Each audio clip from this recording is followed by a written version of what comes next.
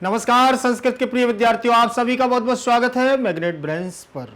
मैं पंकज तिवारी आप सभी के लिए लेकर के आया हूं कक्षा 11वीं की जो शाश्वती हम पढ़ रहे थे उसी का जो हमारा पाठ चल रहा था कंथाम माणिक्यम। कंथाम माणिक्यम पाठ हमने पूरा कर लिया है और पूरा करने के बाद अब आपके लिए जो प्रश्न लाए हैं हम वह रहेंगे बहुविकल्पीय प्रश्न, अर्थात एक प्रश्न के 4 उत्तर रहेंगे। उन 4 उत्तर में से हमको एक क्या करना होता है, सही करना होता है। तो विलंब नहीं करेंगे, बहुत ज्यादा देर नहीं करेंगे, याद रखिएगा। चलिए आपकी स्क्रीन पर दिया हुआ है, देखिए लिखा हुआ है कंथाम माणिक्यम मल्टीपल चॉइस क्वेश्चन, ठीक है ना। तो बने रहिएगा हमारे साथ। चले आगे देखेंगे। सबसे पहला प्रश्न कंथाम माणिक्यम का क्या है। सबसे पहले तो ये जान लीजिए कि कंथाम माणिक्यम पाठ हमारा किसके द्वारा रचित है, इसमें वर्णन किस किस का है। देखिए बहुत महत्वपूर्ण है, आपने देखा हो, इसके पहले देख लिया हो पाठ, थोड़ा पहले ज्यादा देख लिया हो, तो जो चीजें आपके दिमाग से निकल गई हो तो उनको एक बार रिवीजन कर लीजिए। देखिए कि जो हमारा कंथाम माणिक्यम का अर्थ होता है वह है गुदड़ी का लाल। क्या है उसका अर्थ है गुदड़ी का लाल, अर्थात जो कठिन परिस्थितियों से उभर करके कहीं प्रकाशित मान की तरह, प्रकाश मान की तरह प्रज्वलित होता है, अर्थात अपना नाम रोशन करता है, परिवार का नाम रोशन करता है, उसे ऐसे व्यक्ति के लिए हम कंथाम माणिक्यम नामक मुहावरे का प्रयोग करते हैं। लेकिन अब बात करते हैं हम कि इसके लेखक कौन है, ये पाठ्यक्रम में क्यों जोड़ा गया है। देखिए तो इसके लेखक हैं अभिराज राजेंद्र मिश्र जी। अभिराज राजेंद्र मिश्र जी के द्वारा एक रूप रुद्रियम नामक एकांकी संग्रह किया गया। उस रूप रुद्रियम एकांकी में यह बतलाया गया है कि एक जो हमारे कौन थे, भवानी दत्त जी थे, और वह हाई कोर्ट के कौन थे, वकील थे। हाई कोर्ट के वकील होने की वजह से और वह गरीबों से थोड़ा सा चिढ़ा करते थे, मतलब उनका खिन्न भाव रहता था, स्वभाव रहता था, गरीबों को देख करके उनके मन में एक अलग सा भाव रहता था। तो ये सारी चर्चाएं आज इस पाठ में होने वाली हैं, तो विलंब अब ज्यादा नहीं करना है, पहले प्रश्न पर चलते हैं, ठीक है ना। तो आपको समझ में आ गया होगा कि कौन सा पाठ है, क्या है। सबसे पहले दिया हुआ है बहुविकल्पीय प्रश्न, मतलब एक प्रश्न के बहुत सारे विकल्प रहेंगे। तो देखिए ये आपका दिया हुआ है पहला प्रश्न। पहले प्रश्न में लिखा हुआ है मार्जयन प्रकृति प्रत्यय चिन्ह। मार्जन जो मार्जयन इसके प्रकृति, मार्जयन जो शब्द है, मार्जयन का मतलब क्या होता है, ठीक, उस शब्द के उसमें प्रकृति क्या है, मतलब मूल शब्द क्या है, मूल धातु क्या है, और उसमें जुड़ा हुआ प्रत्यय क्या है, ये हमें क्या करना है, इसमें चयन करना है। 4 विकल्प दिए हुए। सबसे पहले मृज सत्री, मृज सत्री, मृज सत, मृज सत, ये 4 विकल्प दिए हुए हैं। चलिए हम देखते हैं, इसको हल करते हैं। तो जो मृज धातु, इसमें मार्जियन शब्द जो बना हुआ है, ये बना है मार्जियन। मार्जियन में मृज धातु रहेगी, कौन सी धातु रहेगी, मृज, मृज धातु रहेगी, और सत्री प्रत्यय। ऐसा कोई विकल्प है क्या आपके स्क्रीन पर, देखिए जरा, ऐसा कोई विकल्प है। हाँ, ये दूसरे नंबर का विकल्प हमारी स्क्रीन पर दिया हुआ है, ठीक। तो इसी से हम इसको बनाते हैं। मृज शब्द है, सबसे पहले तो हमें ये मालूम होना चाहिए कि प्रत्यय, हमारा प्रत्यय में शेष क्या बचता है, जो लास्ट में जुड़ा होता है। प्रत्यय की परिभाषा क्या है, जो शब्द के अंत में जुड़ा होता है वह प्रत्यय होता है, शब्द के प्रारंभ में या अर्थात आदि में जुड़ा होता है उसे हम उपसर्ग कहते हैं। ये बात तो आप लोगों को सबको मालूम है, ठीक। लेकिन उससे पहले हमें यह जानना है कि प्रत्यय में शेष बचने वाला शब्द क्या होता है। याद रखिएगा, प्रत्यय में बचने वाला शेष शब्द, शेष क्या बचता है। तो चलिए यहां देखते हैं, इसमें री दी हुई है लास्ट में, इसमें सा दिया हुआ है। तो सा की इत्संज्ञा सूत्र करने के लिए आता है कौन सा, लसक्वत तद्धिते, लसक्वत, लसक्वत तद्धिते, लसक्वत तद्धिते सूत्र के द्वारा हम सा की इत्संज्ञा कर देते हैं। क्या कर देते हैं, इत्संज्ञा। और आपको मैं बता दूं कि व्याकरण में जिसकी इत्संज्ञा होती है उसका क्या होता है, लोप होता है, ठीक। इत्संज्ञा, कई लोगों के सवाल ये उठता होगा, सर ये इत्संज्ञा है क्या, आप बार बार कहते हैं ये इत्संज्ञा है क्या। आपको मैं बता दूं कि इत्संज्ञा एक तरह का आदेश होता है। किसी कार्य को करने से पहले इत्संज्ञा के द्वारा उसको क्या किया जाता है, आदेश किया जाता है। उसी प्रकार से लोप करने के लिए इत्संज्ञा का आदेश दिया जाता है। तो लकार, शकार, ककार, वकार और तद्धित आदियों की इत्संज्ञा करने वाला सूत्र है लसक्वत तद्धिते। यह सा की इत्संज्ञा करेगा और तस्य लोपः सूत्र आएगा और इसका क्या कर देगा, लोप कर देगा। तस्य लोपः सूत्र आएगा, इसका लोप कर देगा। और री जो दिया हुआ है, तो री हमारा जो है ये उपदेशे अजनुनासिक इत और आदिर टुडवा, ठीक। तो यहाँ रिकार की इत संज्ञा हो जाएगी और लोप हो जाएगा। तो बचेगा केवल और केवल हमारा शेष क्या, अत। क्या बचेगा, अत शेष बच जाएगा। चलिए अब अत शेष बच गया, अब थोड़ा इस पर चर्चा कर लेते हैं। ये मृज लिखा हुआ है, मृज में पहले करेंगे हम क्या, गुण। पहले गुण करेंगे, गुण के बाद आगे आने वाले शब्द को वृद्धि कर देंगे। देखें गुण वृद्धि होती है जब ऐसी कभी वो आती है, तो इसमें री दिया हुआ है, तो माँ में से मैंने क्या निकाल लिया, ऋषि निकाल लिया और जा को ज्यों का त्यों लिख दिया। हो गया कि नहीं हो गया। अब बात करते हैं जो ऋषि है, इसको हम करेंगे वृद्धि, आर कर देंगे। क्या कर देंगे, आर कर देंगे। वृद्धि संधि में आ और ई मिलकर के क्या बनाते हैं, आ और ऋषि मिलकर के आर बनाते हैं। तो उसी प्रकार से यहां बन जाएगा। ये आर हो गया, यहां जा रहेगा और जा के बाद यहां अत रहेगा। अब इसको पहले हम जोड़ लेते हैं, तो ये हो गया मार जा, ठीक। और यहां अत हो गया। यहां तक तो हो सकता है आपको सारी चीजें समझ में आ गई हो। अब ये रा जो बीच में है, ये हमारा ऊर्ध्वगमन हो जाएगा, तो ये बन जाएगा मार्ज। क्या बनेगा, मार्ज। अब बात करते हैं यहां कि बीच में इटागम होगा। क्या होगा, इट का आगम होगा। इट का आगम होगा तो टा की संज्ञा हो जाएगी और लोप हो जाएगा। क्या हो जाएगा, लोप हो जाएगा। देखें जरा, और यहां अत ज्यों का त्यों रहेगा। देखें शब्द हमारा हो गया है मार्ज, इट, अत, इतना हो गया। अब यहां यण संधि लग जाएगी, तो मार्ज या ई के स्थान पर या होता है यण संधि के आधार पर, और अत। इतना अगर समझ में आ गया होगा तो अब आ जाएगा आपको पूरा समझ में। तो ये हो गया है मार्ज या, और अत का हो जाएगा अन, अत का होगा अन, तो ये मिल जाएगा हमारा। देखें अब मिला दें इसको, पूरा पद हमारा बन गया है मार्जियन। क्या बना, मार्जियन। मार्जियन का मतलब होता है पोंछना या साफ करना, ठीक। तो मार्जियन का मतलब क्या हुआ, पोंछना या साफ करना या सफाई करना, धुलना, ऐसे सारे इसके शब्दार्थ हमारे समानार्थी निकलेंगे, ठीक। तो मार्जियन। अब देखते हैं इसमें कौन सा हमारा आंसर सही होगा। ये सेकंड नंबर का आंसर हमारा क्या होगा, बिल्कुल सही होगा। आप लोगों ने अगर नहीं लगाया है तो जल्दी से लगा लीजिए और कमेंट में जरूर आप लोग लिख करके आंसर दीजिएगा। इसलिए ये जब तक सॉल्व कराते हैं तब तक आपको यहाँ अपना डिसीजन उसमें कमेंट में जरूर लिख करके भेजना है कि आपके द्वारा कौन सा प्रश्न सही किया गया है, याद रखिएगा। चले आगे, अगला हमारा प्रश्न क्या रहेगा, उस अगले प्रश्न पर हम चलेंगे। देखिए दूसरा रहेगा हमारा प्रश्न, खादितुम शब्द से प्रकृति प्रत्यय। खादितुम शब्द में प्रकृति प्रत्यय का, ठीक। तो खादितुम जो शब्द है, खादितुम ये लिखा हुआ है, खादितुम, खादितुम शब्दस्य प्रकृति प्रत्यय, ठीक। खादितुम में सबसे पहले तो देखें खद धातु रहेगी, तुमुन प्रत्यय, खाद धातु रहेगी, तुमुन प्रत्यय, खदि धातु रहेगी, तुमुन प्रत्यय, और कोपिना। इनमें से कोई नहीं है कि पहला उप हो जाएगा कि दूसरा हो जाएगा कि तीसरा हो जाएगा।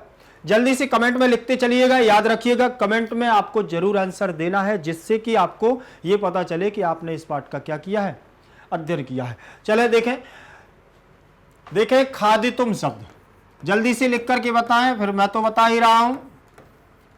खादितुम हो गया, खादितुम में खद धातु करते हैं, तुमुन प्रत्यय करते हैं। क्या करते हैं, तुमुन प्रत्यय। अब यहां पर याद रखना है कि जो तुमुन प्रत्यय दिया हुआ है, प्रत्यय मैंने अभी बताया कि प्रत्यय का हमें अंतिम पद जरूर याद रखना है कि अंत में हम क्या निकाल रहे हैं प्रत्यय से, ठीक। तो यहां हमने क्या किया, ऊ की संज्ञा की उपदेशे अजनुनासिक, उपदेशे अजनुनासिक, उपदेशे अजनुनासिक, इससे ऊ की संज्ञा और ना की हो जाएगी हलंत्यम, हलंत्यम सूत्र से इस संज्ञा हो जाएगी, और केवल तुम शेष रहेगा। क्या रहेगा, तुम शेष रहेगा, और खद धातु रहेगी, खद धातु, ठीक है ना। खद धातु रहेगी। अब यहां पर बात करेंगे हम, इट का आगम करेंगे इसमें,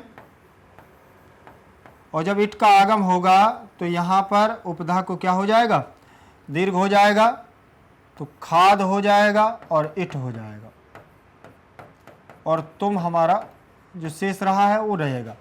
ताकि संज्ञा और लोप हो जाएगा। ये हमारा देखें खाद, ई जुड़ जाएगा इसमें खादी, और तुम जुड़ जाएगा इसमें खादितुम। पद हमारा निर्मित हो गया है खादितुम। तुमुन प्रत्यय है, नकार की और उकार की संज्ञा होकर के लोप हो जाता है, तुम शेष रहता है, जिससे इसका आंसर हमारा देखिए कौन सा होगा, खाद तुम। ठीक है ना, तो उपधा को वृद्धि हो जाएगी और खाद तुम हमारा पद हो जाएगा। ठीक है ना। हाँ, इसमें मैंने खद किया है, यहां पर सीधा सीधा यहां से ले लिया गया है विकल्प, बहुविकल्पीय प्रश्न, तो कोई दिक्कत नहीं है। अब जब ये कर दिया है तो बोले सर दोनों अगर ऑप्शन में आ गए हैं तो तब क्या करेंगे, तो खद धातु होती है खाने के अर्थ में, खाना चाहिए। ठीक है ना, तो खद धातु होती है। इसका वैकल्पिक जो खाद यहां पर बन गया है, ये आप थोड़े यहां से मुद्रण दोष हो गया है, इसमें टिक लगना चाहिए था, इसको हमें क्या करना है, टिक करना है। याद रखिएगा, अगर आप इट का आगम नहीं करते हैं तब आपका उपधा को वृद्धि नहीं होगी, लेकिन इट का आगम तो करना पड़ेगा ना, और जब इट का आगम करना पड़ेगा तो हमें खद धातु लानी पड़ेगी, इसलिए इसका हमारा ऑप्शन पहला सही होगा। वो थोड़ा सा मुद्रण दोष हो गया है टेक्निकल रूप से।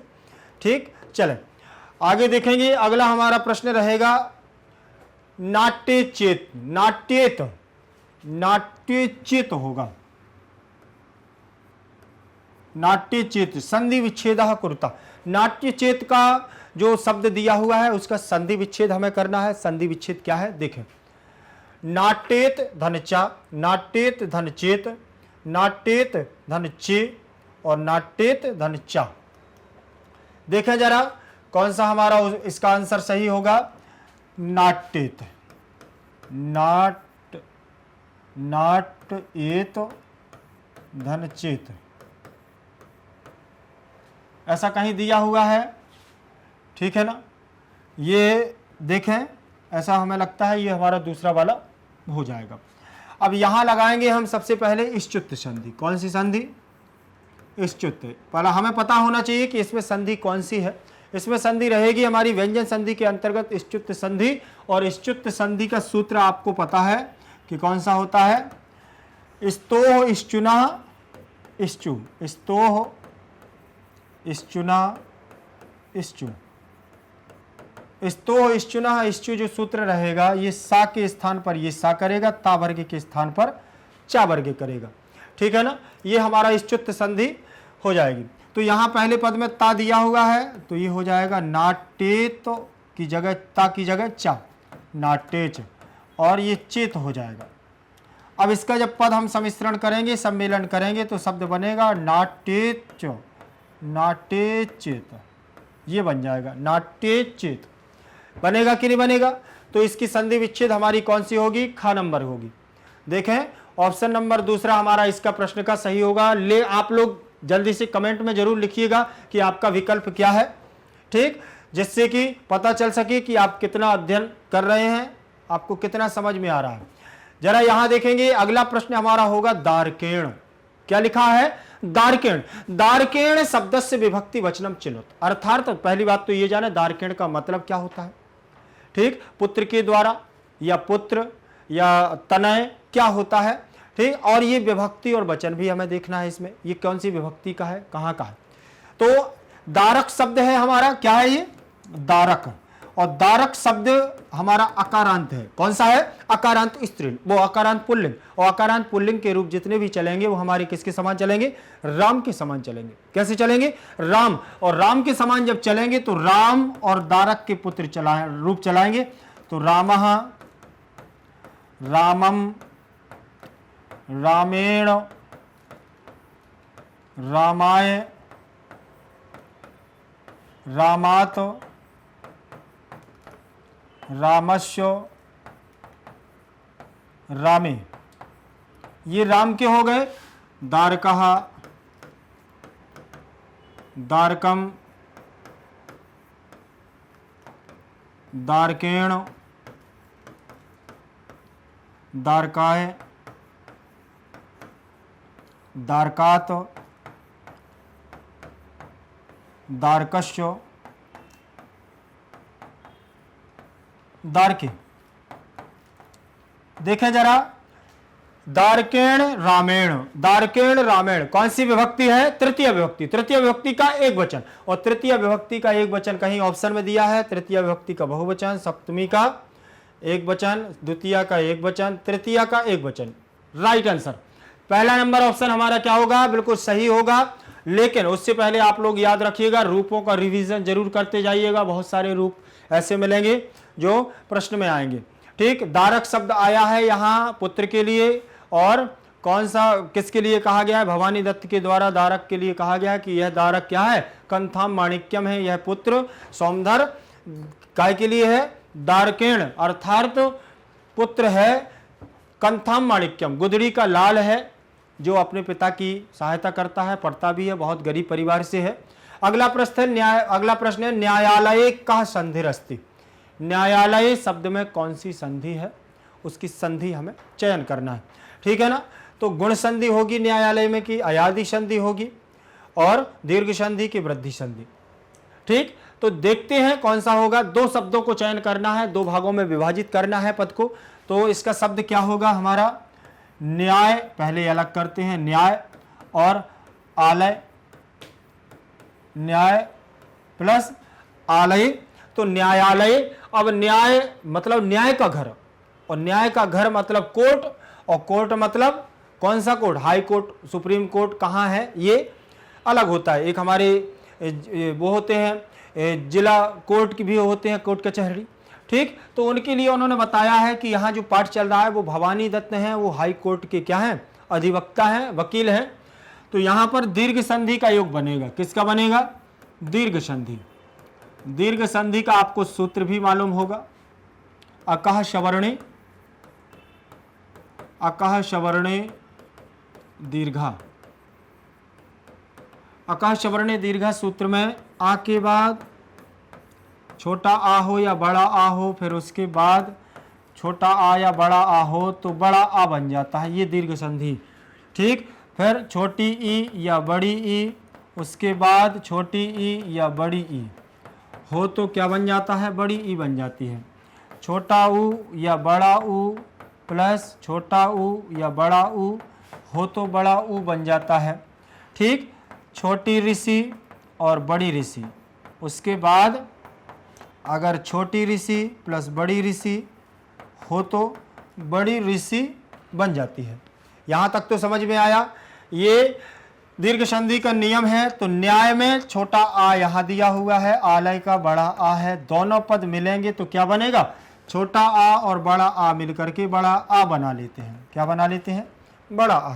अब देखेंगे यहाँ इस पद बनेगा हमारा न्याय। न्याय में से आ निकल चुका है तो ये हलंत हो जाएगा, ये आ हमारा बीच में आ जाएगा, और आलय का लय रहेगा क्योंकि आ निकल चुका है। ठीक, अब आ का हम इसमें मेल करेंगे तो ये बनेगा न्याया। क्या बनेगा? न्याया। ये बन गया है न्याया, और लय ज्यों का त्यों जुड़ जाएगा, न्यायालय।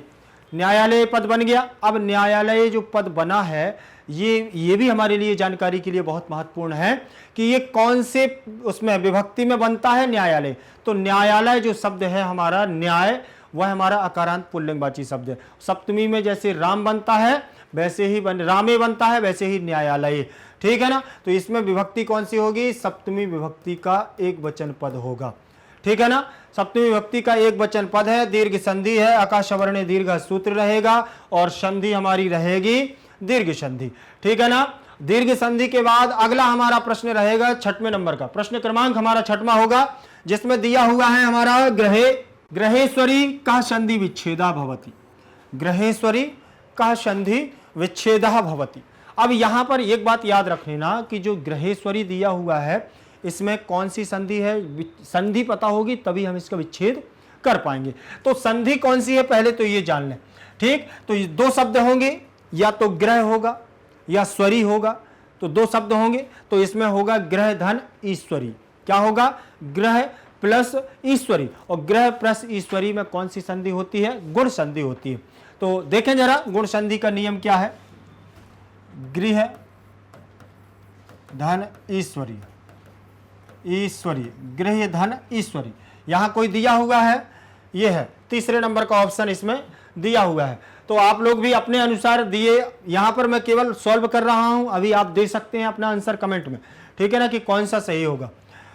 देखें इसमें गुण संधि का नियम लगाते हैं, अगर ये नहीं लगेगा तो दूसरा लगाएंगे, गुण संधि का नियम। और गुण संधि का नियम होगा आदि गुणा के आधार पर, आदि गुणा सूत्र लगेगा। तो आदि गुणा कहता है कि छोटा आ या बड़ा आ के बाद अगर छोटी ई या बड़ी ई आए तो क्या बनता है, ए बन जाता है। छोटा आ या बड़ा आ के बाद अगर छोटा ऊ या बड़ा ऊ आए तो ऊ बन जाता है। ये हमारा गुण संधि का नियम कहता है। इसके बाद छोटा आ या बड़ा आ के बाद अगर ऋषि छोटी हो या बड़ी हो अगर आती है तो क्या बन जाता है, अर बन जाता है। ये तीन हमारे क्या है इसमें गुण संधि के नियम है। अल भी होता है, ठीक, लेकिन हमारा आदि गुणा सूत्र तो और आदेंग गुणा सूत्र तो केवल इनकी बात करता है। चलें देखें, पहले पद में गृह शब्द दिया हुआ है, तो गृह पद में से हमें क्या निकालना है, छोटा आ निकाल लिया। और इसके बाद ईश्वरी दिया हुआ है, तो ईश्वरी में से ई को निकाल लिया और स्वरी अलग कर दिया। अब ये दो पद हमें क्या मिल गए हैं, बीच में मिल गए हैं। आ के बाद ई आ गया, और आ के बाद अगर ई आ जाए तो क्या बनता है बताएं आप, ए बन जाता है। चलिए तो ए बना लेते हैं यहाँ। अब यहाँ पर हमारा शेष क्या बचा, देखें गृह बचा हुआ है, और इन दोनों के स्थान पर ए को लगा देते हैं, और ई भी चला गया है तो स्वरी पद बन गया है। अब यहाँ देखें ए की मात्रा क्या होती है, ए की मात्रा एक होती है। देखिए आपने देखा होगा छोटा आ, बड़ा आ, छोटी ई, बड़ी ई, छोटा ऊ, बड़ा ऊ, ए और ऐ, ऐसे छोटा बड़ा पढ़े हैं ना। तो इसकी मात्रा एक ये हो गई, छोटी ई की मात्रा ऐसी होती है, बड़ी ई की मात्रा ऐसी होती, छोटा ऊ की मात्रा ऐसी, बड़ा ऊ की ऐसी। ए की एक मात्रा और आई की दो मात्राएं होती हैं। तो ए की कितनी मात्रा है, ए एक मात्रा है, तो एक मात्रा हम हा पर लगा देंगे। देखिए ये लग गई है, इस पर लग गई मात्रा। अब स्वरी को पद को ज्यों करते हो हम इसमें क्या कर देंगे, मेल कर देंगे। शब्द बनेगा हमारा क्या, गृहीश्वरी। गृहेश्वरी का मतलब यहां दिया हुआ है गृह स्वामिनी, घर की स्वामिनी। कौन, भवानी दत्त की पत्नी। भवानी दत्त की जो पत्नी है वह घर की स्वामिनी है, और पत्नी है तो स्वाभाविक सी बात है कि वह क्या होगी, होम मिनिस्टर साहब ही होंगे, ठीक, उनका ही राज चलता है घर पर। तो और भवानी दत्त उनसे डरते भी हैं, हे देवी हे गृह स्वामिनी, बहुत अच्छे संबोधन करते हैं। चलें आगे देखेंगे, इसका आंसर जरूर देखते हैं। इसका प्रश्न का आंसर क्या होगा हमारा, ये दिया हुआ है तीसरे नंबर का विकल्प। ये हमारा आंसर इसमें क्या है, बिल्कुल सही होगा। अगला हमारा इसका वो होगा, अगला प्रश्न देखें, प्रश्न क्रमांक 7वां। भो किम खलिस्थान सिंधु, ठीक, भो किम कृतवान सिंधु कथमेव सिंधु कस्य और कर्षायनी, कर्षायानी, कर्षायानी सिंधु। तो भो माने अरे, किम माने क्या, कृतवान माने करते हो, सिंधु भो क्या करते हो सिंधु, ठीक। तो इस प्रकार से अर्थ निकलेगा। कथमेव कैसे हो सिंधु, तो इस प्रकार से भी निकलेगा, कस्य निकलेगा, और किसके, और कर्षायनी। ऐसा अर्थ निकालने पर देखिए ये पाठ के पैराग्राफ से दिया हुआ है, इसका पहला ऑप्शन सही होगा कृतवान, ठीक। देखें जरा, इसमें ये हमारे पैराग्राफ का पैराग्राफ है, और सीधा एक पंक्ति को उठा करके डॉट डॉट डॉट करके रख दिया गया है। एक बात ध्यान रखना, परीक्षा में ऐसे प्रश्न आएंगे, आपके अभ्यासकार में भी आपको मिले हैं, तो उसी प्रकार से बहुविकल्पीय प्रश्न बनाए गए हैं, ठीक। और ये हैंड रिटन आपको बनाए जाते हैं, यहाँ पर याद रखिएगा। पूरा आपका जितना भी है ये सब क्या है, आपके लिए कंटेंट तैयार किया जाता है, ये हैंड राइटिंग किया जाता है, ठीक। तो आप लोग भी थोड़ा सा मेहनत करिएगा, आपके लिए इतनी मेहनत की जाती है। चलें अगला प्रश्न हमारा क्या रहेगा, इसमें कुछ ऐसा समझाने के लिए नहीं था, इसलिए ज्यादा उस पर चर्चा नहीं हुई है। अगला प्रश्न रहेगा द्रोणयाम शब्दस्य को अर्थः। हाँ, द्रोणयाम का मतलब क्या है। इस द्रोणयाम, पहली बात तो हमें पता होना चाहिए कि द्रोणयाम जो दिया हुआ है ये कहाँ का पद है, ठीक है ना। तो आप लोगों ने द्रोणा शब्द समझा, सुना। द्रोणयाम जो बनेगा रमा के समान बनेगा। कैसे बनेगा, रमा के समान रूप चलेंगे। और द्रोणयाम का मतलब होता है षष्ठी सप्तमी विभक्ति में एक वचन। द्रोणा का मतलब, द्रोण मतलब दोना भी होता है, द्रोण मतलब परात भी होता है, द्रोण मतलब तसला भी होता है, द्रोण मतलब टब भी होता है। तो बहुत सारे शब्द ऐसे होते हैं। ठीक, थाली, गिलास, यहाँ सब कुछ दिया हुआ है। आपको बताना है कि इस पाठ में द्रोणयाम का अर्थ क्या दिया गया है। ठीक, आप लोगों ने अगर ध्यान से पढ़ा होगा वो पाठ, तो आपको ये मालूम होगा कि जब वह भवानी दत्त गुस्से में आते हैं, अपने दोनों सेवकों से बातचीत करते हैं और उसके बाद गुस्से में क्या है, अपने हाथ पैर धुलने के लिए क्या है जाते हैं, तो वहां परात में पानी रखा होता है। उसी द्रोणयाम उसी परात के लिए कहा गया है। वहां हाथ पैर धुलते हैं, फिर इसके बाद टॉवेल से, तौलिया वगैरह से हाथ पोंछते हुए, जब अभी सबसे पहला प्रश्न आया था मार्जिन, तो धुलते हुए क्या है, हाथों को पोंछते हुए क्या है चले आते हैं और फिर सिंधु को क्या है डांटते हैं। तो उसी को लेकर के यहाँ परात शब्द के लिए प्रयोग किया गया है। देखें जरा इसका आंसर क्या है हमारा, परात। परात देखिए, ज्यादा कोई नहीं, परात ऐसा होता है, एक बड़ा सा वो होता है ऐसे, आप लोगों ने देखे होंगे। ठीक, बहुत सारे परात आप लोगों ने देखे होंगे कि नहीं देखे हैं। ये ठीक इस प्रकार से बने होते हैं और रखा होता है, उसमें पानी रख दिया जाता है भर के। शादी विवाह में ज़्यादा ये परात काम में आते हैं। ठीक, चलें इसका आंसर। और इसके बाद अगला प्रश्न होगा हमारा प्रश्न क्रमांक 9।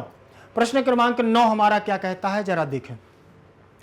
कृतवान, कृतवान प्रकृति प्रत्यय। कृतवान शब्द में प्रकृति और प्रत्यय क्या है? देखिए, प्रकृति प्रत्यय वाले इसमें बहुत प्रश्न आपको मिलने वाले हैं। क्यों? उसका कारण यही है क्योंकि आपको अगर धातु, मूल शब्द, अगर पद पता नहीं है तो उसका प्रत्यय आपको अलग कर पाना बहुत कठिन होता है। तो ये हमेशा याद रखना है कि हमें इसकी प्रकृति और प्रत्यय को जाने। प्रकृति का मतलब धातु होती है।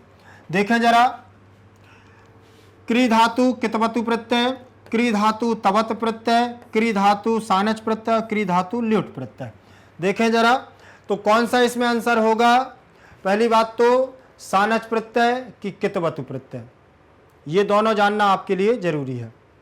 ठीक, तो सानच प्रत्यय जो सान का मान का जो हमारा बनता है, ठीक है ना, और यहां हमारा कितवतु प्रत्यय दिया हुआ है, तो कितवतु प्रत्यय में क्या शेष बचता है, तवत में क्या बचता है, ये जान लेना बहुत जरूरी। कितवतु प्रत्यय में देखें, जब हमारा बनेगा तो कितवतु प्रत्यय में तवत शेष रहेगा। क्या रहेगा? इसमें रहेगा तवत शेष। देख लें जरा, इसमें तवत शेष रहेगा। इसमें ये कोई प्रत्यय होता ही नहीं है। सानच प्रत्यय में आन शेष बचेगा, आन। ठीक, इसमें आन शेष रहेगा और इसमें यू शेष रहेगा। अब यहां देखना है कि क्री धातु में कौन सा प्रत्यय जोड़ेंगे जो ऐसा पद बनेगा। एक कॉमन सेंस लगाना है, ठीक है ना। ये हमारा विचार क्या कहता है, आखिर कौन सा लगना चाहिए। तो देखिए, मेरे विचार से तो ये लगना चाहिए, आपका विचार क्या कहता है कमेंट में जरूर लिखें, ठीक है ना। देखें, अब मैं इसको लगा रहा हूं और आपको आंसर भी बता दे रहा हूं ना, अभी नहीं बताऊंगा, अभी तो आप ही बताएंगे। ठीक, चलिए मैं तो इसी को लगा करके बना रहा हूं। क्री धन कितवतु, काकी संज्ञा लसक्वत तद्धिते, लसक्वत तद्धिते, लसक्वत तद्धिते से, और उ की संज्ञा हो जाएगी उपदेश से, अजनुनासिक इत्स, और तस्लोपा से लोप, तो तवत शेष बचेगा। क्री धन तवत, इतना शेष बच गया। और जब इतना शेष बच गया तो इसको दोनों को मिलाएंगे तो ये बनेगा कृतवत। कृतवत बन जाता है। आपको पता होना चाहिए कि तवत प्रत्यय कितवत प्रत्यय जुड़ने से ये तीनों लिंगों में रूप निर्धारित करता है। तो कृतवत, कृतवत हो जाएगा, यहां कृतवान हो जाएगा, कृतवान हो जाएगा। और यहां लिख लीजिए स्त्रीलिंग का कृतवती, कृतवती। ये पुल्लिंगवाची पद बनेगा, ये स्त्रीवाची बनेगा और ये नपुंसकवाची बनेगा। तीनों लिंगों में यह रूप निर्धारित करता है। ठीक है, अब चलिए आंसर आपको बतलाते हैं कौन सा होगा। पहला नंबर ऑप्शन आपका क्या होगा? बिल्कुल सही, सही जवाब। और आप लोग भी सही जवाब देने की क्या करें, कोशिश करेंगे। अगला प्रश्न हमारा 9 के बाद 10 नंबर का प्रश्न क्या है हमारा? देखिए प्रश्न क्रमांक 10वां क्या कहता है? अति सुंदरम, अति सुंदरम डॉट डॉट डॉट मार्जितम, मार्जितम च भवनम, मार्जितम च भवनम। देखें, अति सुंदरम मार्जितम च मम, मम भवनम। क्या होगा? नम नहीं, मम। ठीक, मम भवनम। बहुत सुंदर है, अति सुंदरम, बहुत सुंदर है, खाली स्थान, मार्जितम, और क्या है? साफ भी है, और क्या है? मेरा भवन माने घर, मेरा घर। ऐसा किसने कहा था? ऐसा जब भवानी दत्त ने अपने पुत्र सिंधु से पूछा।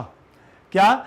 ये पूछा कि ये बताओ तुम्हारा घर कैसा है? तो उसने कहा अति सुंदरम, अति विशालम, मार्जितम च मम भवनम।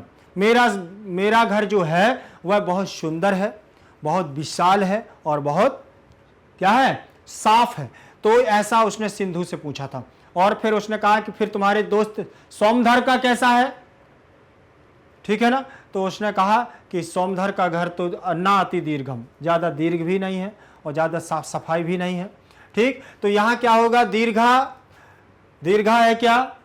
विशालम है क्या? अल्पम है क्या? शोभनम है क्या? तो आपको मैं बता दूं कि दीर्घा पद यहां आ भी सकता था, क्योंकि दीर्घ और विशाल का मतलब बड़ा होता है। लेकिन यहां पाठ का पैराग्राफ लिया गया है, तो जो पाठ में प्रयोग किया गया होगा वही पद यहां सही माना जाएगा, विशालम। ठीक, चले इसका आंसर देखेंगे। विशालम, अति सुंदरम विशालम मार्जितम च मम भवनम। मेरा वो अति सुंदर है और विशाल है, और मार्जितम माने साफ है, मम माने मेरा, भवनम माने घर। मेरा घर बहुत बड़ा भी है और विशाल भी है, अति सुंदर भी है। अगला प्रश्न क्रमांक हमारा रहेगा 11, 11 नंबर का हमारा प्रश्न रहेगा। वो देखें, चतुष्चक्री को अर्थ। चतुष्चक्रे को अर्थ, चतुष्चक्रे आप लोग बता देंगे, 4 व्हीलर होता है ना? बताएं जल्दी। 4 व्हीलर, 4 चक्र होंगे उसमें, चतुष्चक्रे 4 व्हीलर। और क्या होगी? नहीं तो रेडी होगी, ठेली होगी। बताएं क्या होगा? या चौराहा होगा। ठीक है ना? चला देखेंगे, 4 पहिए चतुष्चक्रे, चौराहा, 4 पाई गाड़ी। बताएं क्या होता है? 4 पाई में भी तो 4 चक्र होते हैं, 4 पैर होते हैं ना? ठीक, चलिए अब आपने अगर कहानी को याद रखा होगा कि सोमधर से पूछा गया था कि ये बताओ कि तुम्हारे पिता क्या करते हैं। वो उससे सिंधु से पूछा गया था कि तुम्हारे मित्र सोमधर के पिता क्या करते हैं। तो उसने बताया था कि मार्केट में, बाजार में क्या करते हैं? चतुष्चक्रे रेढ़ी आम, चतुष्चक्रे रेढ़ी पर क्या है? फल फूल सब्जी आदि को लगा करके चौराहे पर सब्जियां कृतवान अर्थात सब्जियों को बेचते हैं। तो चौराहा, चौराहे पर सब्जी की ठेली लगाते हैं, उसी को बोलते हैं रेढ़ी। ठीक है ना? तो चतुष्चक्रे शब्द किसके लिए आया है? चौराहे के लिए आया। किसके लिए आया है? चौराहे के लिए आया। जरा एक बार और देख लें, 4 पहिया तो नहीं है। ठीक, आ गया चौराहा। चौराहे पर सब्जियां बेचते थे। और चतुष्चक्रे में थोड़ा सा आपको एक बात याद रखना है कि सप्तमी विभक्ति का एक वचन लगा है, चतुष्चक्रे, चौराहे पर। चौराहे पर, क्योंकि सप्तमी का हमारा चिन्ह क्या है? मैं पर, ये कारक चिन्ह। क्या है ये? कारक चिन्ह। और कारक चिन्ह होने की वजह से इसका अर्थ निकलेगा चौराहा, चौराहे पर या चौराहे में सब्जी और फलों आदि को बेचते हैं। ठीक, चलिए प्रश्न क्रमांक अगला हमारा क्या है उस पर चर्चा करेंगे। अगला प्रश्न हमारा क्या कहता है? प्रश्न क्रमांक हमारा रहेगा 12, मतलब 12 नंबर का हमारा प्रश्न जो है वो क्या कहता है? अस्माकं पाठ्यपुस्तकस्य, अस्माकं पाठ्यपुस्तकस्य पाठः शीर्षकः अस्ति। हमारी पाठ्यपुस्तक के पाठ का शीर्षक क्या है? इस पाठ के शीर्षक क्या है? हमारी जो पाठ्यपुस्तक से लिया गया ये पाठ है उसका शीर्षक क्या है? इसमें से देखना है। देखें, कंथाम माणिक्यम, कथामु माणिक्यम, माणिक्यम सर्वे। इनमें से सारे एक ही चीज है या कुछ अलग अलग है? आप अपने कमेंट में जरूर देखें। ये पाठ जो पढ़ रहे हैं, गुदड़ी का लाल नामक जो पाठ पढ़ रहे हैं, कंथाम माणिक्यम, तो कौन सा आंसर होगा? प्रश्न क्रमांक वो हमारा ऑप्शन नंबर फर्स्ट हमारा क्या होगा? इसका आंसर होगा, जरा एक बार चेक भी कर लेते हैं कि कौन सा आंसर होगा। कंथाम माणिक्यम अर्थात गुदड़ी का लाल। अस्माकम में षष्ठी विभक्ति लगी हुई है, पुस्तकस्य में षष्ठी विभक्ति और शीर्षिका में प्रथमा अस्ति माने है। ठीक, चलें आगे देखेंगे अगला हमारा क्या होगा। अगला प्रश्न है हमारा त्रयोदश अर्थात 13 नंबर का प्रश्न क्रमांक 13 नंबर का होगा हमारा। देखें, मूलतः अयम पाठा, मूलतः अयम पाठा लेखका अस्ति। मूल रूप से यह पाठ के लेखक, मूल रूप से जो हमारा मूल है, मूल रूप से यह पाठक, इसके लेखक कौन है जरा देखें। अभिराज राजेंद्र मिश्र जी, अभिराज मिश्र जी, देवधर मिश्र जी, अंबिका दत्त, अंबिका दत्त जी। ठीक, तो कौन है इसके लेखक आप लोगों को पता होगा। मैंने अभी जस्ट इसके पहले जब शुरुआत किया तब मैंने बताया है कि कंथाम माणिक्यम नामक जो हमारा पाठ चल रहा है, इसके लेखक हमारे अभिराज राजेंद्र मिश्र जी हैं। और ठीक, अभिराज राजेंद्र मिश्र जी के द्वारा एक बहुत अच्छा एकांकी संग्रह किया गया जिसका नाम था रूपरुद्रियम। रूपरुद्रियम नामक एकांकी से एक हमारा अंश स्वरूप लिया गया है कंथाम माणिक्यम। ठीक, और कंथाम माणिक्यम का अर्थ होता है गुदड़ी कला। और यहां पर एक गरीब के प्रति जो हीन भावना रखते थे भवानी दत्त, अंत में वह उससे क्या है, गरीबों से द्वेष भावना नहीं रखते हैं, हीन भावना नहीं रखते हैं। क्योंकि जब स्वयं बात अपने पुत्र की आती है, जब उनका पुत्र गिर जाता है, एक्सीडेंट हो जाता है वाहन के द्वारा, स्कूल वाहन से, तो वही गरीब बालक उसको उठा करके रिक्शा के द्वारा इनके घर तक लाता है। तब जाकर के इन्हें ये लगता है, ये पता चलता है भवानी दत्त को कि गरीब बुरा नहीं होता है, गरीब बुरा नहीं होता है, हमारी सोच गलत होती है। गरीबों को कभी हीन भाव से नहीं देखना चाहिए। गरीब तो ये उसका दुर्भाग्य है कि उसके पास गरीबी है, उसके पास क्या है, पैसा नहीं है, लेकिन वह हृदय से गरीब नहीं होते हैं, ये बात हमेशा याद रख लेना। ठीक, तो इसका आंसर देखेंगे, मूलतः यह पाठ के लेखक कौन है, अभिराज राजेंद्र मिश्र जी। देखें, इसका पहला ऑप्शन हमारा सही होगा, अभिराज राजेंद्र मिश्र जी। हमारा इसके बाद अगला प्रश्न होगा प्रश्न क्रमांक 14 जो दिया हुआ है स्क्रीन पर। देखिए हमारा दिया हुआ है प्रश्न 14 में क्या कह रहा है, जरा ध्यान से देखना। कुलोत्पन्नाः कः संधिरस्ति, कुलोत्पन्नाः कः संधिरस्ति। कुलोत्पन्नाः शब्द में कौन सी संधि है, पहली बात ये जानना बहुत जरूरी है कि कुलोत्पन्नाः में कौन सी विभक्ति है। संधिरस्ति, यहां पर भी कोई संधिर है, संधिरस्ति शब्द में भी कोई संधि है, तो उसको भी देखेंगे। सबसे पहले तो कुलोत्पन्नाः में बना हुआ है हमारा तो षष्ठी विभक्ति का एक वचन, पंचमी षष्ठी एक वचन में बनता है, तो दोनों में ये हमारा यहाँ पर षष्ठी विभक्ति का क्या है, एक वचन दिया हुआ है। कुल में उत्पन्न, कुलोत्पन्ना, कुल कौन से कुल में उत्पन्न है वो, ठीक, संधिरस्ति, संधि, संधि ही धन अस्ति, यहाँ विसर्ग संधि, विसर्ग के स्थान पर रुत संधि रा हो जाता है, विसर्ग के अंतर्गत तो यहाँ रा हो जाएगा। देखें, संधि रा अस्ति। ठीक, अब इसको मिलाएंगे तो ये बनेगा हमारा संधिरस्ति, संधिरस्ति। ठीक, तो यहां पर भी विसर्ग संधि है, इस पद में भी विसर्ग संधि है। अब बात करते हैं हम कुलोत्पन्ना। कुलोत्पन्ना में कौन सी संधि है यहां देखना है, दीर्घ संधि है क्या, गुण संधि है क्या, वृद्धि है क्या, अयादि है, दोनों को देखना है, तीनों को। ठीक, देखते हैं सबसे पहले कुल प्लस उत्पन्नाः, कुल प्लस उत्पन्नाः। अब बात करें हम कि आ के बाद उ आ रहा है, मतलब गुण संधि का योग बन रहा है, तो गुण संधि का सूत्र हमारा कौन सा रहेगा, आद गुणः। कौन सा सूत्र रहेगा, आद गुणाः, आद गुणाः और अदेंग गुणाः, अदेंग गुणाः, ये दोनों हमारे सूत्र इसमें काम करते हैं, आद गुणा और अदेंग गुणा। तो ये क्या कहते हैं सूत्र, जरा देखें कि आ के बाद अगर ई आता है तो ए बनता है, बड़ा आ के बाद अगर ई आता है, ठीक है, बड़ा आ के बाद अगर ई आता है तो भी ए बनता है। ठीक, छोटा आ के बाद बड़ी ई आती है तो भी ए बनता है, बड़ा आ के बाद अगर छोटी ई आती है, बड़ी ई आती है तो भी ए बनता है। ये कंडीशन यहाँ हो गई। अब सेम कंडीशन रहेगी कि आ के बाद अगर उ आता है तो ओ बनता है, छोटा आ के बाद बड़ा उ आता है तो भी ओ बनता है। ठीक, बड़ा आ के बाद अगर छोटा उ आता है तो भी ओ बनता है। और बड़ा आ के बाद अगर छोटा ऊ आता है तो भी ओ बनता है। तो एंग प्रत्याहार में हमारे ए और ओ दोनों वर्ण आते हैं। अब यहाँ पर देखिए उन्होंने बतलाया है कि पहले देखें पहले पद में कुल में से हमने क्या निकाल लिया, छोटा आ निकाल लिया, ठीक। प्लस का चिन्ह लगाया, उत्पन्ना का ऊ ले लिया, फिर प्लस का चिन्ह लगाया, आधा ता और पन्ना। ये पद जब हमारे दोनों बन जाएंगे तो बीच में मध्यस्थ दो वर्ण होंगे हमारे बीच में। इन दोनों वर्णों को हमें इनकी कंडीशन देखना है। आ के बाद ई है क्या, नहीं है, तो आ के बाद क्या है, ऊ है। आ के बाद छोटा ऊ दिया हुआ है तो क्या बनेगा, ओ बनेगा। ओ बनेगा तो इन दोनों को मिला देने पर हम क्या बना देंगे, ओ बना देंगे। दोनों को मिला देने पर ओ बन गया।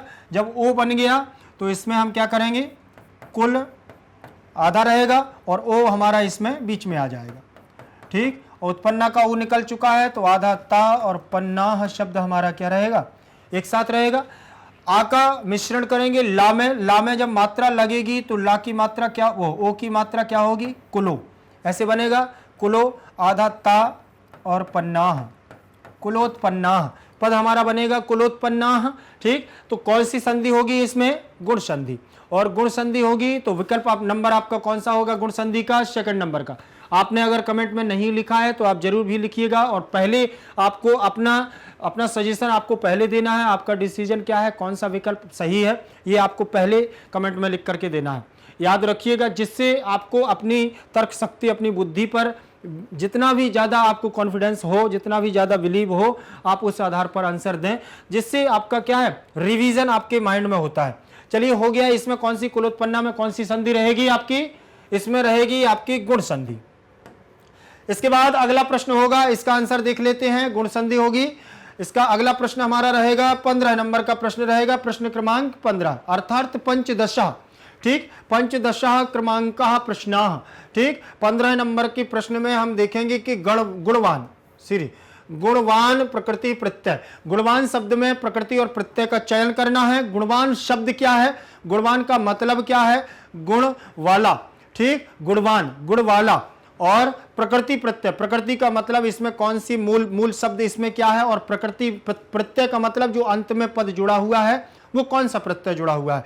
तो सबसे पहले तो हमें यह मालूम होना चाहिए कि प्रत्यय हमारे कितने प्रकार के होते हैं, दो प्रकार के, कृदंत और तद्धित, ठीक। इसके बाद स्त्री प्रत्यय भी होता है जो शब्दों में जुड़ता है, लेकिन स्त्री प्रत्यय अलग से होता है पुल्लिंगवाची शब्दों को स्त्रीलिंग बनाने के लिए।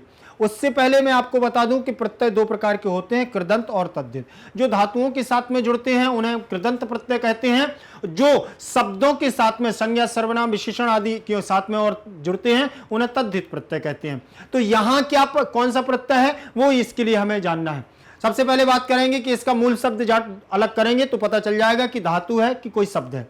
देखें गुणवान दिया हुआ है तो यहां देखेंगे गुणवान, तो गुण हमारा इसमें मूल शब्द है, तो यह निश्चित हो गया है कि यहां तद्धित प्रत्यय लगने वाला है। तद्धित प्रत्यय लगेगा तो गुण। और बात करें हम कि गुण जब होगा, अच्छा चलिए कोई नहीं, यहां गण ही कर लो। जब इसमें गण दिया है सब जगह तो गण ही कर लो, गुण करने की जरूरत नहीं है। गणवान, ठीक है ना, गणवान ही कर ली। गणवान का मतलब भी होता है समूह वाला, ठीक, समूह वाला। इसमें गण शब्द ही निकाल लीजिए, गण, ये गण हमारा शब्द निकल आएगा। और इसमें प्रत्यय देखेंगे हम तो इसमें मतुप प्रत्यय दिया हुआ है, मतुप, ठीक। तो क्या इसमें मतुप प्रत्यय ही होगा, तो यहां पर आप चयन करेंगे हम। मतुप प्रत्यय कहां का है हमारा, देखिए कित प्रत्यय हमारा कहां से है, मत प्रत्यय हमारा कहां से है और कितपतु प्रत्यय कहां से। तो आपको मैं बता दूं कि कितपतु प्रत्यय हमारा कृदंत प्रत्यय है, मत प्रत्यय होता नहीं है, कित प्रत्यय भी हमारा कृदंत प्रत्यय है, मतुप प्रत्यय हमारा क्या है, तद्धित प्रत्यय है, तो इसमें मतुप प्रत्यय ही होगा, ठीक। मतुप प्रत्यय होगा तो अब हम इससे देखेंगे कि मतुप प्रत्यय में पा की संज्ञा हम करेंगे हलंत्यम। किससे करेंगे, हलंत्यम। हलंत्यम से मां की संज्ञा करेंगे पा की संज्ञा तस्य लोपा से लोप करेंगे तो पा हट जाएगा। अब यहां ऊ दिया हुआ है तो ऊ की संज्ञा करेंगे उपदेशे अजनुनासिक, उपदेशे अजनुनासिक इत, उपदेशे अजनुनासिक इत से ऊ की संज्ञा करेंगे, तस्य लोपा आएगा, दोनों का क्या करेगा, लोप करेगा। और तस्य लोपा सूत्र से दोनों का लोप करेंगे, हमारा शेष रहेगा मत। क्या बचेगा, मत शेष रहेगा। अब यहां हो गया है गण मत, क्या बन गया है, गण प्लस मत। अब गण प्लस मत हो गया है तो मत प्रत्यय में मत का हो जाता है वत, मत प्रत्यय में मत का होता है वत, और मत हो जाता है तो यहां जब दोनों को मिलाएंगे तो ये हमारा पद बन जाएगा गणवत। क्या बनेगा, गणवत। अब दूसरी बात करें कि गणवत जब बन गया है तो ये तीनों लिंगों में बनता है क्या, पुल्लिंग, स्त्रीलिंग, नपुंसक लिंग, तो जी हाँ, पुल्लिंग में बनेगा हमारा गणवान। क्या बनेगा, गणवान। ठीक, अब गणवान बन गया है, और स्त्रीलिंग में क्या बनेगा, गणवती। क्या बनेगा, गणवती। और नपुंसक लिंग में क्या बनेगा हमारा, नपुंसक लिंग में बनेगा गणवत, स्त्रीलिंग। ठीक, ये हमारे पद बन जाएंगे गणवान, गणवत, गणवती, या ऐसे करें पुल्लिंग में गणवान, स्त्रीलिंग में गणवती और नपुंसक लिंग में गणवत। अब यहां एक बात याद रखना कि पद हमें कौन सा बनाना था, गणवान, तो ये हमारा पुल्लिंगवाची शब्द हो गया है गणवान। ठीक, इसमें हमारा प्रत्यय लगा हुआ है मतुप, मतुप। अब देखें इसमें शब्द हमारा कौन सा बनेगा, वो आंसर हमारा कौन सा होगा, पहला। प्रश्न क्रमांक 15 का हमारा पहला ऑप्शन सही होगा, गण प्लस मतुप। याद रहेगा, मतुप प्रत्यय तद्धितांत प्रत्यय है जो संज्ञा, सर्वनाम, विशेषण आदि शब्दों के साथ में जुड़ता है। चलिए, प्रश्न क्रमांक हमारा 15 पूरा हुआ। आगे हमारा अगला प्रश्न क्या होगा, देखें। अगला प्रश्न होगा 16 नंबर का, 16 नंबर का, षोडशः, षटदश। ठीक, तो यहां षोडश बोलेंगे, षटदश नहीं बोलेंगे। हालांकि षटदश गलत नहीं है, लेकिन व्याकरणिक दृष्टि से षोडश ही बोलना चाहिए। ठीक, और इसमें दिया हुआ है विक्रिय शब्दे प्रत्यय अस्ति। विक्रिय जो हमारा शब्द है, इस शब्द में सप्तमी विभक्ति का एक वचन लगा है, तो शब्द में प्रत्यय अस्ति, प्रत्यय है। तो विक्रिय पद में कौन सा प्रत्यय है, ये चयन करना है। जल्दी से कमेंट सेक्शन में आप लोग लिख करके हमें बताएंगे कि इसमें कौन सा प्रत्यय सही है। देखें, ल्यप प्रत्यय होगा, ल्युट प्रत्यय होगा, इड़बल प्रत्यय होगा, यत प्रत्यय होगा। ठीक, तो देखिए, अब आपको चयन करना है। मैं तो आपको आज इसमें बताने वाला नहीं हूं, 10 तक आपके साथ गिनती गिनूंगा। कौन कौन कमेंट में लिख करके दे रहा है आपको याद रखना। ठीक, नंबर 1 2 3 4 5 6 7 8 9 10। चलिए, टाइम अप। ठीक, टाइम आउट हो गया आपका। अब इसके बाद विक्रिय शब्द में देखेंगे। सबसे पहले तो हमें यह देखना है कि इसमें मूल धातु क्या है। तो मूल धातु के लिए सबसे पहले हमें इसका उपसर्ग प्रत्यय अलग करना पड़ेगा। ठीक, अब हमने बात की कि विक्रिय में से, विक्रिय पद में से बी उपसर्ग ले लिया है, क्री धातु ले ली है। अब इसमें देखेंगे कि लास्ट में या है, तो इनमें कौन कौन में या है, इसमें तो या नहीं है, मतलब ये कट गया। इसमें या है, इसमें यू है और इसमें या है, तो यू भी नहीं चाहिए, तो ये भी हमारा कट हो गया है। ये दोनों हमारे कट हो गए। अब यत प्रत्यय आएगा कि ल्यप प्रत्यय आएगा, इनमें चयन करते हैं। आपको मैं बता दूं कि यत प्रत्यय नहीं होगा, इसमें होगा ल्यप प्रत्यय। कौन सा प्रत्यय होगा, ल्यप प्रत्यय। अब यहां बात करें हम कि ल्यप प्रत्यय में लकार की संज्ञा लसक्व तद्धिति से, पा की संज्ञा हलंत्यम से, ठीक, दोनों की संज्ञा होगी, तत्सलोपा आ जाएगा, क्या करेगा, लोप कर देगा। और जब दोनों इनका लोप कर देगा तो हमारा केवल और केवल क्या शेष रहेगा, या शेष रहेगा। अब यहां पर एक बात याद रख लेना कि बी उपसर्ग लगा हुआ है इसमें, तो आपको उपसर्ग प्रत्यय दोनों अलग अलग करने होते हैं, मूल धातु को ढूंढना होता है। और मूल धातु इसमें जो दी हुई है वो हमारी क्री धातु है, मूल। ठीक, और मूल धातु हमारी जो होती है वो क्रय करने के अर्थ में होती है। किसके अर्थ में, क्रय करने के अर्थ में। और बी उपसर्ग लगने से बेचने के अर्थ में हो गई, विक्रिय के अर्थ में हो गया। ठीक, और क्रय धातु खरीदने के अर्थ में होती है। और इससे पद बनेगा तो बी प्लस क्री, इतना हो गया। पद को हम जब सम्मेलन करेंगे तो वर्ण सम्मेलन करते तो विक्रिय क्या बन गया है, विक्रिय पद बनेगा। अब विक्रिय पद बन गया है। ठीक, तो इसमें हमारा कौन सा ऑप्शन सही हो जाएगा, देखें जरा, चेक कर लें। इसमें ल्यप प्रत्यय होगा। कौन सा, ल्यप प्रत्यय इसमें दिया गया है। ल्यप प्रत्यय को करने के बाद अब हमें यह देखना है कि सारे प्रश्न हमारे क्या है, सही हो रहे हैं कि नहीं हो रहे हैं। तो एक बार चेक जरूर करते जाइएगा और बार बार इनको देखते जाइएगा। सारे देखिए, इसमें क्या होता है कि अगर पाठ का अध्ययन हम अच्छे सही तरीके से नहीं करते हैं तो प्रश्न तो आपको उत्तर तो मिलना ही है, आंसर तो मैं दूंगा ही। जब प्रश्न पत्र बहुविकल्पीय प्रश्न लेकर के आया हूं तो आंसर भी लेकर के साथ में आया हूंगा। ठीक, लेकिन उससे पहले हमें क्या करना है, सॉल्व करना होता है और पाठ का रिवीजन करना होता है। ठीक, और आपको मैं बता दूं कि ये जो कंथाम माणिक्यम पाठ है ये बहुत अच्छा पाठ है और इससे हमें व्यवहारिक दृष्टि से भी सीख मिलती है कि हमें दरिद्र और गरीब व्यक्तियों से हीन भावना नहीं रखनी चाहिए। जिस प्रकार से भवानी दत्त अपने पुत्र को गरीब बस्ती में जाने से रोकता है, इस प्रकार का व्यवहार आपको अपने भाइयों से, छोटे भाइयों से, बड़ों से और अपने पुत्र आदि संतति से ऐसा सीख नहीं देनी चाहिए कि गरीब हमारे क्या है, मतलब किसी काम के नहीं होते हैं। तो इस प्रकार की हीन भावना नहीं। मानव जाति में अगर जन्म लिया है तो सब मानव हैं और सबकी अलग अलग अपनी अपनी परिस्थितियां होती हैं। किसी को किसी ऐसी दृष्टि से ना देखा जाए कि किसी के हृदय को ठेस पहुंचे। हालांकि बाद में भवानी दत्त जब सोमधर को कंथाम माणिक्यम के रूप में संबोधित करता है, अर्थात तुम ही हो गुदड़ी के लाल, जो पढ़ते भी हो, माता पिता की क्या करते हो, हेल्प भी करते हो और पैदल चल करके विद्यालय भी जाता है। फिर भवानी दत्त सोमधर के लिए क्या करता है, एक साइकिल की व्यवस्था करता है, साइकिल अपने पुत्र को भी साइकिल दिला देता है और सोमधर को भी, और इसके बाद दोनों इस विद्यालय जाते हैं और अच्छे अच्छे से साथ में रहने लगते हैं। और भवानी दत्त के अंदर जो दरिद्रों के प्रति, गरीबों के प्रति जो हीन भावना थी वह दूर हो जाती है। इस प्रकार का पूरा पाठ है। आप अगर अच्छे से पढ़ेंगे तो आपको बहुत सारी चीजें उसमें मिल जाएंगी। चलिए, ये आपका प्रश्न क्रमांक हमारा 16 था जो पूरा कंप्लीट हुआ। अगला प्रश्न देखेंगे, 17 नंबर का प्रश्न क्या रहेगा, देखें। अगला प्रश्न है नोपावृतः संधि विच्छेदः कृता। नोपावृतः संधि विच्छेदः कृता, अर्थात नोपावृत्त जो शब्द है उसका संधि विच्छेद करना है। संधि विच्छेद करेंगे तो देखेंगे नो धन उपावृत्त, ना धन उपावृत्त, ना धन उपावृत्तः और नो धन पावृत्तः।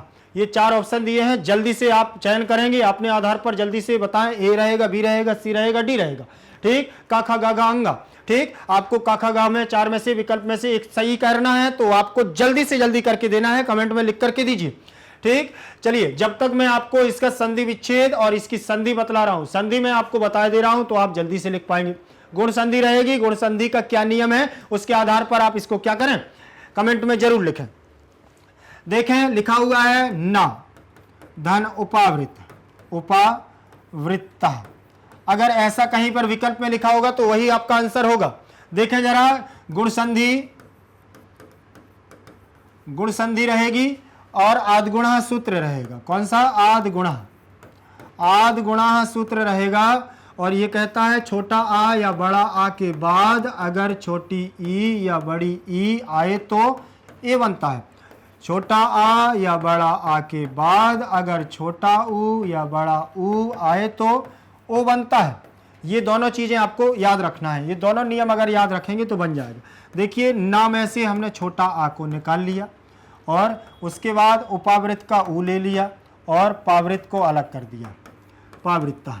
अब ये दोनों पद याद रखना है कि आ के बाद ऊ आ गया है बीच में, आ के बाद ऊ आया है। देखें, आ के बाद ऊ आने पर क्या बनता है, ओ बनता है। तो हमने क्या कर दिया, यहाँ ओ कर दिया। दोनों पद यहाँ से ये दोनों वर्ण हट जाएंगे और ना प्लस ओ हो जाएगा। फिर इसके बाद पावृत्त लिखा हुआ है, पावृत्ता। क्या लिखा है, पावृत्ता। ओ की मात्रा ना में लगाएं तो नो और पावृत्ता जुड़ जाएगा, पावृत्ता, सीधा सीधा पावृत्ता। तो हो गया ना, नो पावृत्ता शब्द बन गया है। कौन सी संधि होगी, गुण संधि। गुण संधि में नियम लगेगा, आ के बाद ऊ लगने का नियम लगेगा। ठीक, तो एंग प्रत्याहार में आने वाले वर्ण हैं ए और ओ, इन दोनों पर ही पूरी गुण संधि हमारी टिकी होती है। अब इसमें देखें कौन सा ऐसा हमारा विकल्प दिया हुआ है जो गुण संधि के लिए फॉलो करेगा। देखें, ना धन उपावृत्ता विसर्ग और ये कि ये, तो तीसरा नंबर का ऑप्शन आपका क्या होगा, इसमें सही होगा। देखें जरा, तीसरे नंबर का ऑप्शन आपके लिए यहां रखा गया है और जो आपका बिल्कुल राइट है, तो आपने भी कमेंट में लिख दिया होगा, याद रखिएगा। अगला प्रश्न होगा कस्मात धन मनसी संधि पदानी। ठीक है, संधि पदस्थि। इसमें कस्मात धन मनसी में संधि में कौन, इस संधि पद में कौन है, इसमें संधि कौन सी है इस पद में, ये देखना है। देखें, इसमें पहली बात तो पहले ही पद में क्या लगा हुआ है, व्यंजन लगा है, इसलिए तो ये तत्काल हमारी संधि पहुंच जाएगी हल संधि। हल संधि का मतलब व्यंजन संधि, और व्यंजन संधि का मतलब इसमें संधि, इसका संधि विच्छेद करना, वो इसका पद संधि पद ढूंढना है। कस्मात धन मनसी संधि पदस्थि, अर्थात संधि पद कौन सा है, बना हुआ संधि पद कौन सा है, तो व्यंजन संधि का है। और व्यंजन संधि में यहां लग जाएगा अनुनासिक संधि। अनुनासिक संधि लगेगी तो ता अपने ही वर्ग के पंचम अक्षर में क्या करेगा, प्रवेश करेगा। और पंचम अक्षर में जाएगा तो ता वर्ग का पंचम अक्षर क्या है, ता था दा धा ना, ता था दा धा ना। तो ता था दा धा ना, तो पहली बात तो ये देखें कि कस्मात धन मनसी ये दिया हुआ है। अब यहां पर ता वर्ग का पंचम अक्षर में परिवर्तन होगा, और ता वर्ग का पंचम अक्षर में परिवर्तन होगा तो कस्मान हो जाएगा, ठीक। और मनसी पद रहेगा, क्या रहेगा, मनसी। दोनों पदों को क्या कर देंगे, हम मिला देंगे और शब्द पद हमारा बनेगा कस्मान, कस्मान मनसी। ये आपका पद बन जाएगा, कोई दिक्कत। कस्मान मनसी आपका पद बनेगा। कौन सी संधि, व्यंजन संधि और अनुनासिक। व्यंजन के अंतर्गत अनुनासिक, अनुनासिक संधि अपने ही वर्ग के पहले परसवर्ण हो जाता, पुरुषवर्ण होकर के अनुनासिक संधि हो जाएगी। तो ऐसा कोई पद है क्या, देखें कस्मान मनसी, देखें जरा कस्मान मनसी। डी नंबर ऑप्शन आपका दिया हुआ है, ऑप्शन विकल्प आपका डी नंबर आप लोगों ने भी दिया है कि नहीं, जरा देखें, ठीक। चलें आगे देखेंगे। अगला प्रश्न आपका क्या रहेगा जी, ये आपके अष्टादश प्रश्नों को इसमें रखा गया था और ये आपका पूरा कंप्लीट हुआ है एमसीक्यूज, ठीक है ना। तो बहुविकल्पीय प्रश्न जो कंथाम माणिक्यम के थे आप लोगों ने अच्छे से किए, और इसको कहीं पर कोई समस्या जाए तो आप हमसे कमेंट में जरूर लिख करके बताएंगे, आपकी समस्या का समाधान किया जाएगा, ठीक। कहीं अगर त्रुटियां हो भी जाती हैं मेरे द्वारा या स्लाइड मेंबर के द्वारा हमारे, तो उसको आप लोग कमेंट में लिख सकते हैं, उस पर सुधार किया जाएगा, आगे काम किया जाएगा। तो आप लोग निश्चिंत रहिएगा, ऐसे आपके लिए बहुत सारे प्रश्नों का हम संग्रह करते रहेंगे, आप लोग बस पढ़ते रहिएगा, मेहनत करते रहिएगा। आपको चिंता करने की आपको बिल्कुल भी जरूरत नहीं है। आप किसी भी माध्यम से हो, चाहे सीबीएसई हिंदी मीडियम से हो, चाहे सीबीएसई आप इंग्लिश मीडियम से हो, यूपी बोर्ड से हो, चाहे बिहार बोर्ड से हो, चाहे आप एमपी बोर्ड से हो, ठीक है ना। तो आपको परेशान होने की जरूरत नहीं है, क्योंकि यहाँ ये प्लेटफॉर्म जो है वो हाई क्वालिटी एजुकेशन का प्लेटफॉर्म है, अर्थात योग्य शिक्षकों के द्वारा उच्च क्वालिटी की शिक्षा दी जाती है। और सबसे अच्छी बात तो ये है कि आपको यहाँ पर कोई भी पैसा नहीं देना होता है, ना भी कोई आपको चार्ज करना होता है। आप तो यहाँ बस निःशुल्क सेवा के लिए आप तो सब्सक्राइब करेंगे, बेल आइकन को दबाएंगे और लाइक करेंगे, तो जिससे कि आपके पास नवीन वीडियो हमारे यहाँ पर जो आते हैं वो आपके तत्काल आपकी स्क्रीन पर आ सकें, आपके मोबाइल पर आ सकें। तो आप लोगों को बेल आइकन को जरूर दबाना है। और याद रखिएगा कि यहाँ पर नोट्स भी आपको प्रोवाइड कराए जाते हैं, तो जो नोट्स के इच्छुक विद्यार्थी हों तो वो हमारे डिस्क्रिप्शन बॉक्स पर जाएं और लिंक के माध्यम से हमसे संपर्क करें। बुक्स और ई बुक्स के माध्यम से हमसे क्या प्राप्त करेंगे, नोट्स भी वह पा सकते हैं। तो याद रखिएगा, आपके लिए हम तत्पर रहेंगे, आपको हमारे लिए, हमारे साथ, हमारे पास बने रहिएगा, हमारे साथ। धन्यवाद।